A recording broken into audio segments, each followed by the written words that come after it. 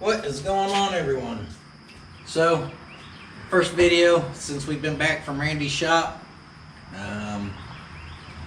and we're going to do quite a few things, but I'm not really sure what all we're going to do because there's a lot we can do. I'll explain in a minute. Let's get started.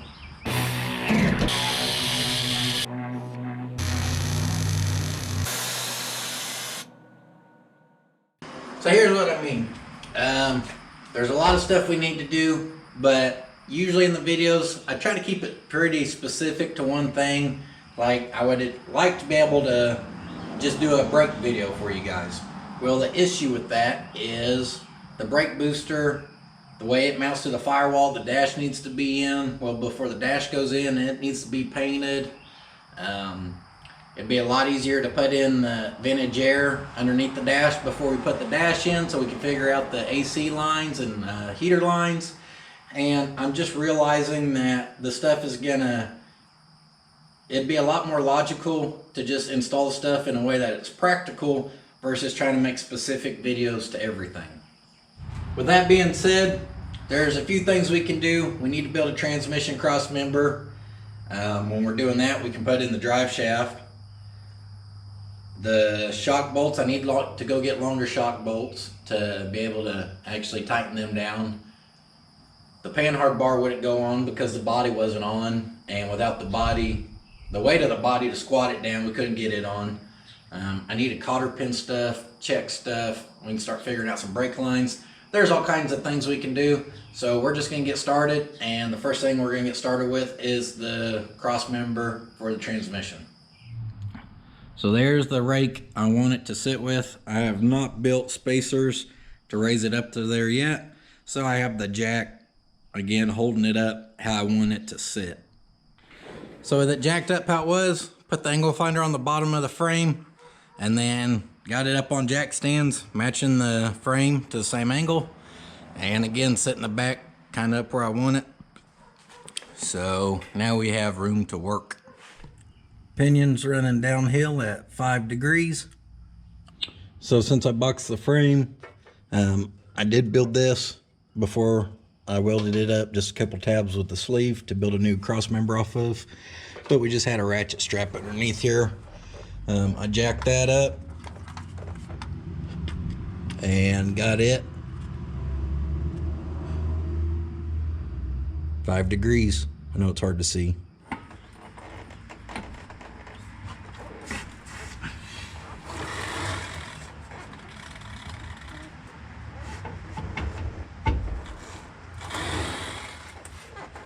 Install our drive shaft. It's running downhill at 4 degrees. So you subtract the 4 from the 5. That means there's a working angle of 1 degree there and 1 degree back there, and we should be good. That means this is the height we need our transmission, so now we can build a cross member.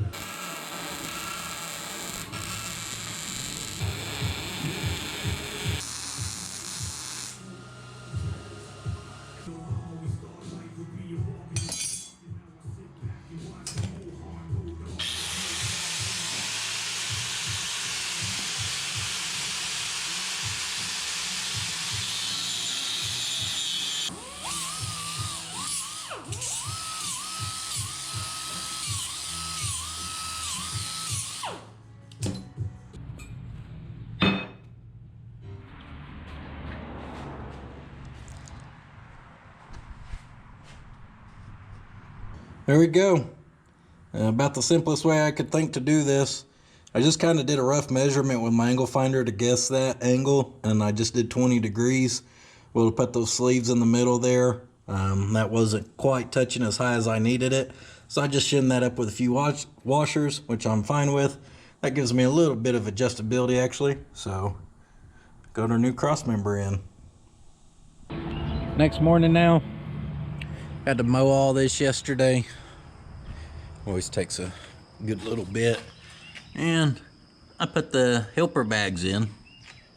Ran the airline and decided to mount the little Schrader valve right back here. So that's going to be a totally separate video. I wanted to make it its own video just so I could help some other people out if they need to install those things. Unfortunately, one of my airbags is leaking, and I bought those things like 5 months ago, so I'm having to do a process through eBay to get in contact with the seller, see if they'll make it right or whatever. That'll be its own video, so be sure to check that out. This morning, I want to get the bumper on, and I need to chase these holes because this thing was eating up some bolts.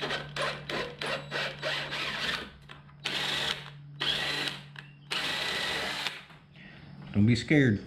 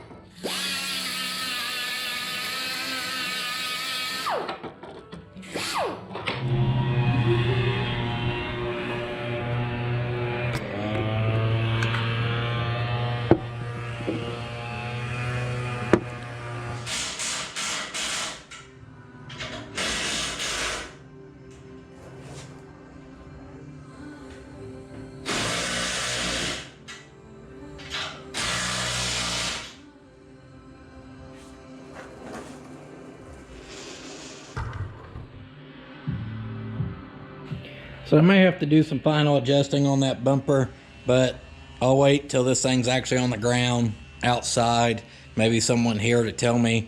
It's real easy to adjust. So I got the bumper on, and I'm a little all over the place today. I came up here and I did the cotter pins on the ball joints. I was messing with the rack and pinion, but I ordered the wrong tie rods. I ordered for a 4-wheel drive on accident, so gotta take care of that. These brake lines I found on eBay. You can order them just for a 10 mil banjo and to whatever size end you want, pretty much. So I'm just doing 3/16. So I've kind of got them figured out where can get lock to lock on this and it not rub anything. So now I want to actually mount the evaporator unit or vintage air unit, because we still have to figure out where the heater hoses and air conditioning lines are going to come through the firewall. So I'm going to get this thing mounted to get an idea of that.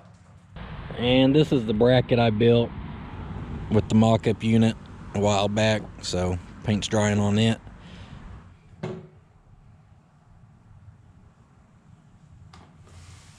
So that's another fine example. I built this bracket off a vintage air mock-up unit, and this bolts right up to it. I had everything mocked up, and this will not bolt up to the actual unit. It's like it's too short, which don't make any sense to me, but I can't do nothing about it besides modify this or bolt on the one that comes with it and use it. So we're gonna try to drill some holes for this and make it work. We need to be able to get this to the nut plates that I already welded to the firewall, because our firewall's already shaved and painted, so we can't do too much crazy stuff to it. Also, I'm going to try to figure out a way to do it where the sheet metal cover that I built that goes on the front of this unit, hopefully it'll still bolt up, and we need to get it to line up with the plates already welded in there. What the hell, man?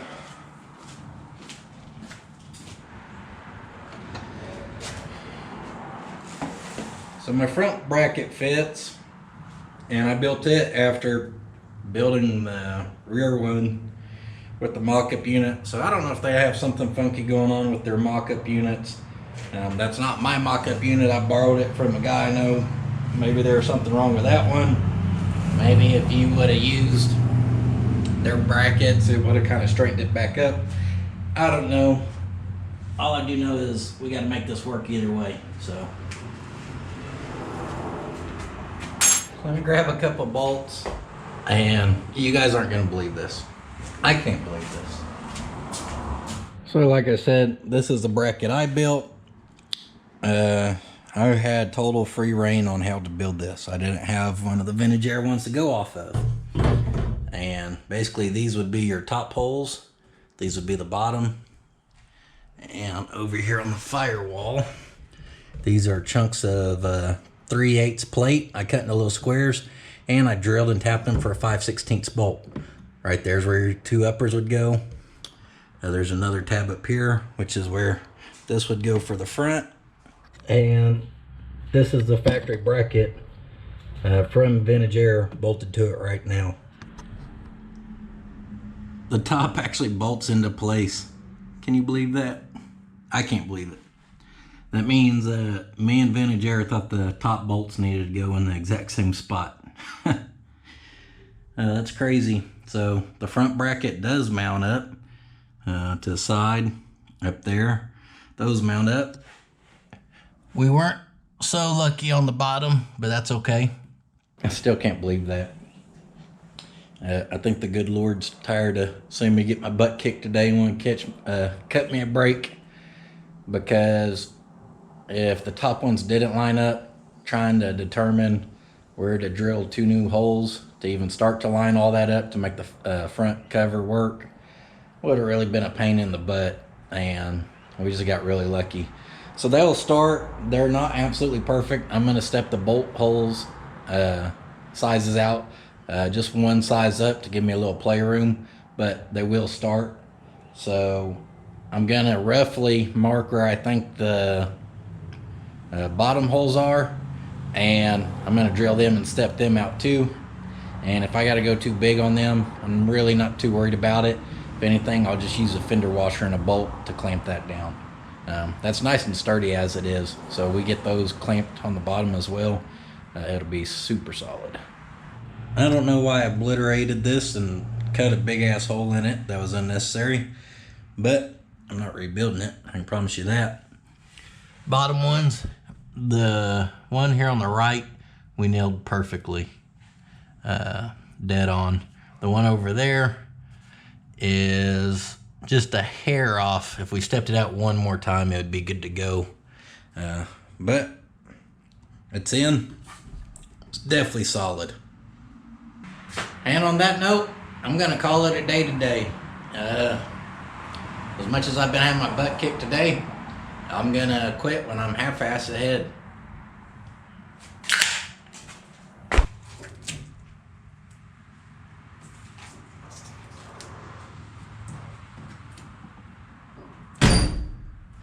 Well, that's it for this video. I was actually gonna try to get some more stuff done, but I gotta work the next 3 days all through this next weekend, and it'll be a while if I don't post this video now.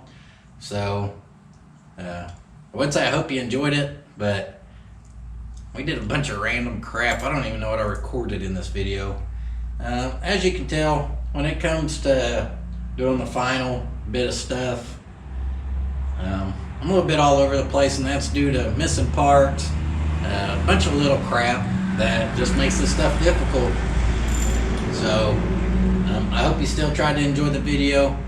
If you always come back and watch the channel, thank you guys. If you're new to the channel, check out some other video where we actually do some fabricating and whatnot on this thing. if you guys want to help me out, all you gotta do is drop a comment down below, like or share, and all those things help the channel. So I always appreciate it when you do that. And I'm on Instagram at Puddin's Fab Shop, and I'll see you guys next time. But don't forget, sitting on your ass won't finish your project. I'll see you guys in the next video.